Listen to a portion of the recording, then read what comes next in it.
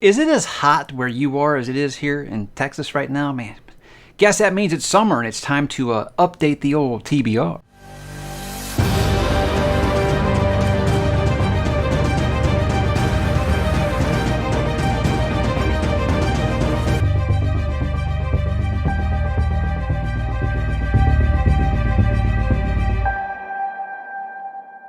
Hey, what's up, bookworms? Mike back with another TBR update, this time for summer of 2022. It's going to be July, August, and September. I only like to do this about once a quarter because I feel like I usually plan enough ahead to keep kind of locked into what I say I'm going to read. However, I will admit that last TBR I did kind of mess up some things, or some things that I kind of either eased off of or just kind of overall changed my mind on. It's going to happen from time to time. But I like to think that I'm usually pretty solid on these things. So we're going to go ahead and dip right into it, guys. We're going to begin with July of 2022. Now, we are going to be starting an official channel read-along, and that's going to be for Jim Butcher's Codex Alera series. We'll be starting with Furies of Calderon. That is book number 1 in that series. I'll be doing 2 per month. So July, I'll be doing Furies of Calderon, and of course, Academ's Fury, these books 1 and 2. And I don't know if they still are, but for a while there, these were buy 2, get 1 free on Amazon. So you might want to check that link down below. I'm not sure if that's still a live sale or not. But I do hope more people will join in on this because we're getting new Dresden Files books. I said now is the best time to go ahead and start this read-along. It was actually proposed by one of my wonderful, wonderful patrons, Steph, who actually sent me these books.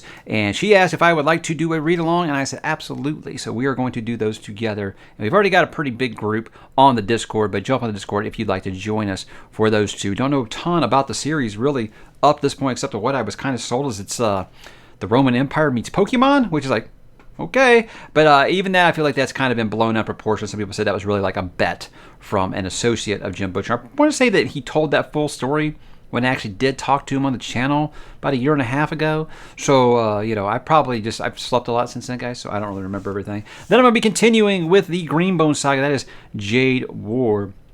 Going to be reviewing Jade City sometime this week, so I figure it's good enough time to go ahead and start Jade War. The plan was to do these July, August, September. Couldn't wait. I did well, so I'm going to do June, July, and August, obviously. But I'm going to be taking this. I'm going on a cruise here in about a week, and I'll be taking this on the boat with me. So hopefully this and book number 1 of Codex Alera can be done when I get back. But, on a vacation, yeah, sure, there's lots of reading time, but, there's also lots of time where you're like, hey, I want to be using my eyes to look at this beautiful, beautiful Caribbean scenery that I am passing right now. So we don't know. But that is the plan right now. I did really like Jade City, and I've heard these books get better and better. So we shall see, guys. I'm very excited about what Miss Lee presented in book number 1 of that series. So look out for that review later. Then the only read-along, or not really, sorry, a reread. The only reread for this month is going to be in preparation for House of the Dragon on HBO. That, of course, is based on Fire and Blood by Mr. George R. R. Martin. The reason I want to reread this is twofold.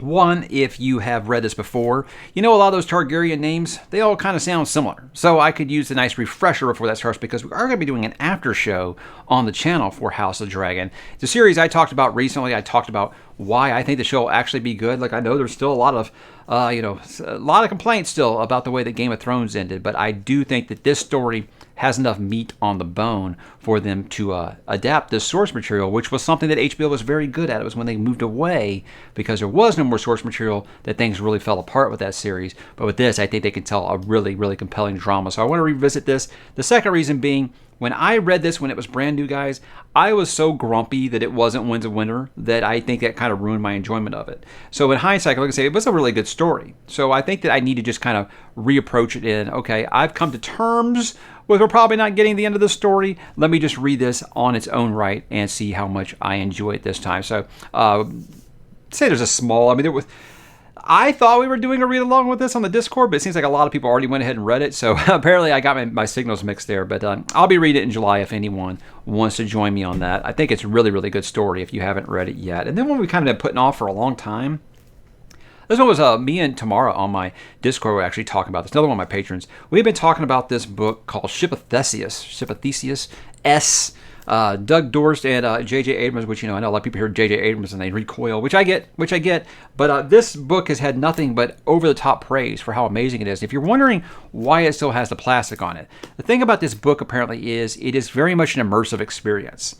It's something that you read. There are like clues and all kinds of like props and merchandise and stuff inside of this book that is supposed to help with the storytelling experience. So I didn't want to get spoiled or anything, so I haven't really researched too much what that meant. But what I didn't want to do was take the plastic off of it and look at all the cool, fun stuff inside, because I feel like that might ruin the experience. So I'm not taking the plastic off until they read this. Guys, this is if you're audiobookers, I would say this probably isn't going to work because it seems like it is very much a visual thing. So I've heard that this is like basically the mystery adventure version of House of Leaves, which if you don't know what that book is, I don't really know what the comparison is, but just that it is something that's very immersive. You need to do it with your eyeballs, not audio. So if you guys want to jump on board with that, I'd love to have more people, because I've heard this is a book that is best read with a group because of the way that the discussion can go. But I don't read as fast as tomorrow, so I don't know how that's going to work out. But I'm excited that her and I are officially going to be doing that. So I am very, very excited to finally be able to take the plastic off when I bought this over a year plus ago. So that leads us to the end of July, guys. Let's go ahead and talk about some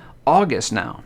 So you'll probably see the format really easily here with the Codex Alera series. We're just going to be doing 2 per month. So obviously going to be doing Cursor's Fury and Captain's Fury, which are books 3 and 4 of Codex Alera. That's going to be taking place in August. Now, I have had some concerns. Some people have said these books are kind of thick. How are you doing 2 per month? They're thick, but they're also Jim Butcher books. Now, they aren't going to read apparently as fast as Dresden Files, but apparently they're still going to read pretty fast. It's everything that I've heard. So we've had this plan, guys, for over a year to do 2 per month. I've had some people tell me they're upset about it because they have 6 or other read-alongs that they're involved with. I mean, I don't know what to say. I scheduled my read-alongs this way for a reason. So that's why we're going to be doing 2 of these per month. Because here's the thing about that also with the read-along, guys, is I am low commitment on these things now. If I get into the series and I'm not really enjoying it, I'm going to walk away. However, I have heard that Codex Alera, like Dresden Files, does kind of have a slowish start. I never felt those things with Dresden Files, but it is a common complaint before anybody jumps on me for that. I've heard that book 3 is where the series takes off and it's just, like a rocket. Apparently there is no middle book syndrome with Jim Butcher. He likes to get out of the way early, apparently. That's the way I've been sold this series. But with this, 2 per month, and I don't really have much more to really say about it. Now, I forgot to say, in July, I do plan to continue reading Monster by Naoki Urasawa. That is kind of the manga or comic read I'm going to be kind of doing just, when I have some downtime. So I do want to continue that in July. But in August, I want to get back to reading Vinland Saga, because I did read that first arc, which was the prologue war arc. I think this one's called the Farm arc. I don't really know if the arcs are official, or if that's something that fans have made up. It's not quite like Berserk, where they actually list them as arcs or whatever, but I only have volumes 5 and 6, so I'll have to get 7 and 8 before I start that. But I am excited, really, really excited to continue this, because those first 4 volumes were as good as anything that I have read in the medium. So I'm very excited to continue that series, and that's really all the comics / manga that I have going on for the next few, pretty much on this whole TBR. But I think those series are long enough that I'm not really worried about. The reason I kind of stopped on Vinland Saga is I wanted to review that first arc first, because I am very excited to talk about it. Now, I know the Berserk arc that I just recently didn't do very well on the channel, but I do want to talk about Vinland just because I thought it was awesome, and I want to see if I can get more people to read it. So don't worry, guys. I'm never going to turn into the manga channel. If that's something that you want, sorry, I'm never going to turn to the manga channel, but I am going to talk about some new things that I read if I'm very, very excited about them. Vinland Saga, I am very, very excited about it. I don't have a physical copy yet because I'm waiting for the trade paperback to come out in the States. It doesn't come out until September, but it will be J Legacy. We'll be concluding the Green Bone saga that month. And I don't think I've heard anyone that has not said that book is not just the best in that series, but it's like one of the best modern fantasy books out. So high praise, obviously. But it's one of those things where you're kind of like, okay, I want to kind of hold it at a distance, make sure that I'm not getting like overhyped with it. But like literally everyone said it's amazing. When I had that Saturday Night Nights where Alan was on and he was like just joking about like, oh my God, I didn't know that book could cure cancer. But even he did, after he was done joking, said it was really good though. So I am excited to conclude that series in my birthday month. Yes, guys, in August I will be turning double quattro. So yeah, it's going to be very, very exciting to be that age, right? I don't hear enough old jokes as is. I also don't have a physical copy of it, but I do plan to read The Godfather for the first time in August. Now, guys, look, The Godfather is one of my favorite movies of all time, but I've never read the book.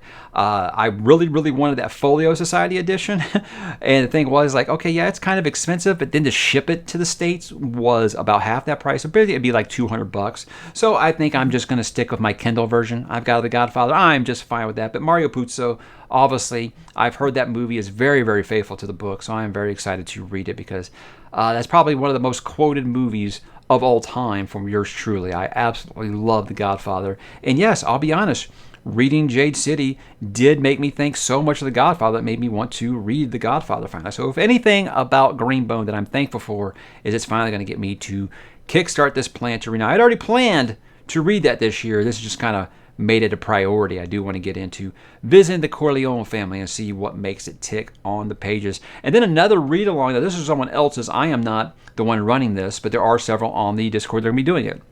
My buddy Brian Lee Durfee will be concluding his 5 Warrior Angels series this fall. So in August, we are going to be doing The Forgetting Moon. Simon & Schuster Saga Press. Yes, we will be doing this. That's Brent. Brent, another one. One of my moderators on my Discord actually is putting that together. We'll be doing a couple of one of those a month leading up to the release of The Lonesome Crown, which will be the final book in that trilogy. But look, it's a beast of a book, right? But I'm excited to do it because I think Brian is generally one of the nicest guys I've ever talked to, and I feel bad it's taken me this long to get to reading his series. I'm excited to finally do that. And guys, that's going to go ahead and take us into September. Now, guys, I don't have a lot of these books yet, so I'm going to just kind of have to talk about them and show you the ones I do have.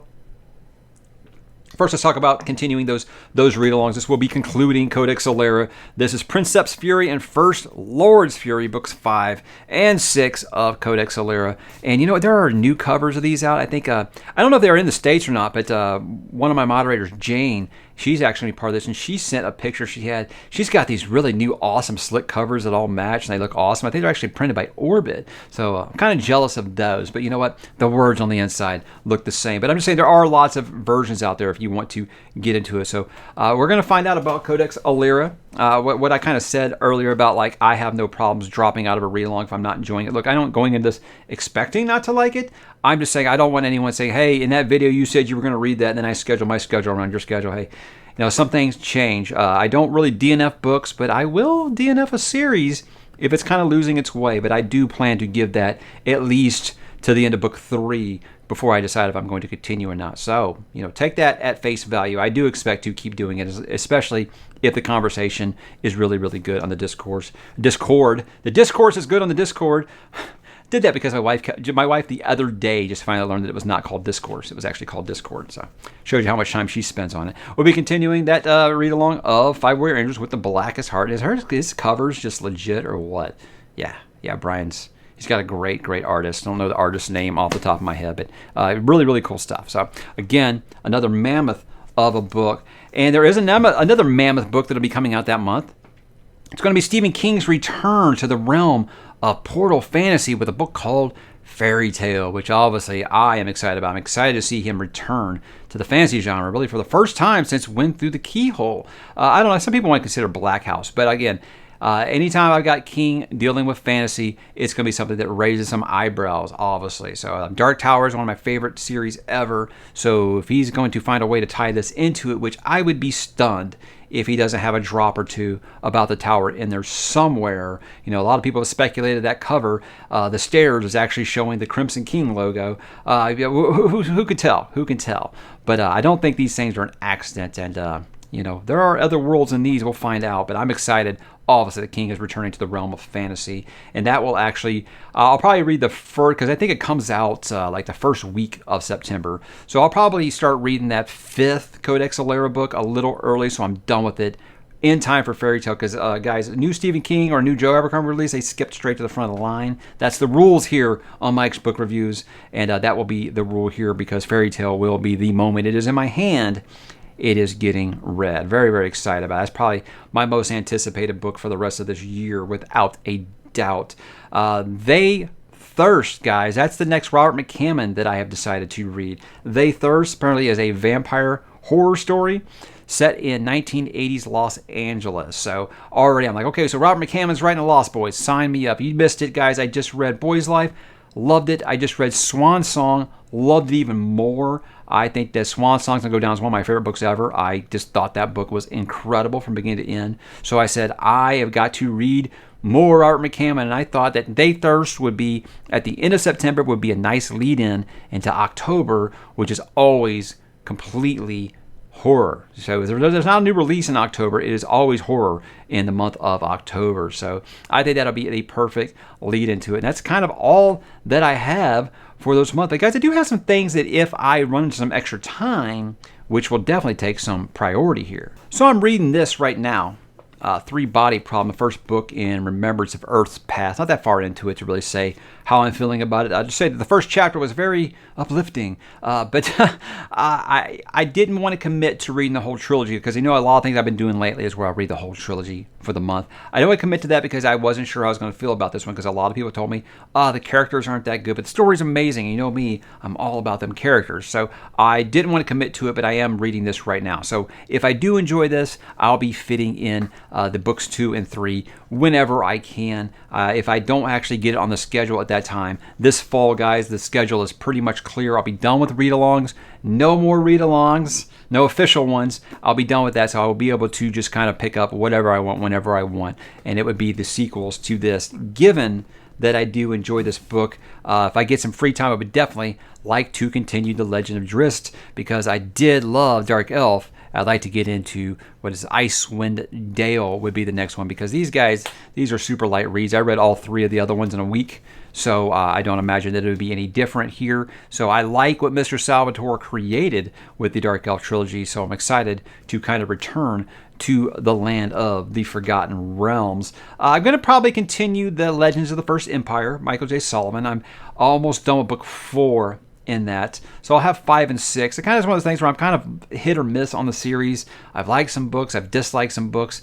It's one of those things where I was like, look, I don't dislike it enough to quit, but it's nothing that I like enough that I got to be like, I got to finish it now. So I only have 2 books left in that. And I feel like I said, Michael J. Solomon's earned my trust enough that I'll go ahead and finish his series. So fit those in when I can. And of course, that last book in the Shadow Sea, which is Half a War by Joe Abercrombie, is probably where I am leaning with these things. So should be a fun and eventful, exciting summer. I'm excited to be getting it kicked off while on a lovely 7-day cruise with the family. So it'd be lots of fun reading on a boat. I was very, very tempted to break my TBR and read Live Ship Traders by Robin Hobb, but that's not going to happen because if you've seen it, guys, those are big old beastie books. I was trying to justify it by saying, hey, I can read Live Ship while I'm on a ship, but I've already committed to this Codex Alera read, so I want to make sure that I'm giving that the priority it deserves because I don't want to get back from that trip, on the 10th and be like, hey, I guess I'm going to start Codex Alera, and they're like, yeah, we're already on book 2, so I want to make sure that the only 2 books I'm taking on that trip with me are Jade War and Furies of Calderon because I don't want to be tempted by anything else. I feel like if I take my Kindle, I'll be tempted and I'll just, start reading whatever. So if I only take those 2 physical books with me, then I feel like I can keep myself honest on the trip. And yeah, I do feel like I got to do that to myself sometime. I'm enjoying this new reading freedom, but I don't want to let down the people that I have said I'm going to read along with Codex Alera on. So guys, that was the summer plans. What do you guys plan to read this summer? Do you plan this far ahead? Am I psychotic? Hey, you know what? I've actually got stuff planned to this time next year. So that's the really psychotic part of it. But these are the ones I feel like are set in stone, guys. So is there anything I left off that you wish I'd put on? Hey, you can always talk me into some things. I never meant to read Boy's Life or Swan Song last quarter. So there's always room for additions. So drop in the comments, guys. Let me know what you plan to read, and I will talk to you there.